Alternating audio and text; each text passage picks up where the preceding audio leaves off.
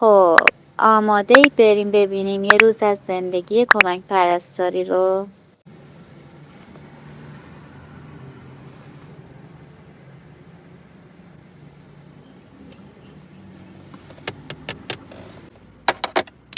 مهمون ناخونده کی بودی تو؟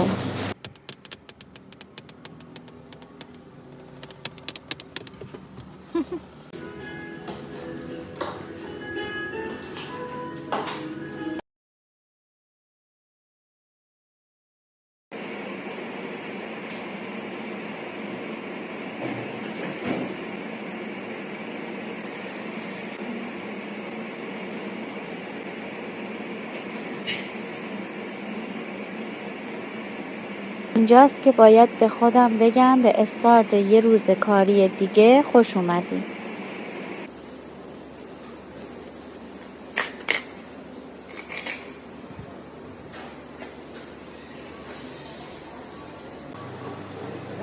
یه لیوان استراحت. یه میان بعدمون نشه؟ بغل یکی دیگه ولو ولی نداره عیبی اصلا. خودمم خسته شدم بس که به هر سازی که زدی آخش برگشتم به خودم. طاقتی نمونده برام دوست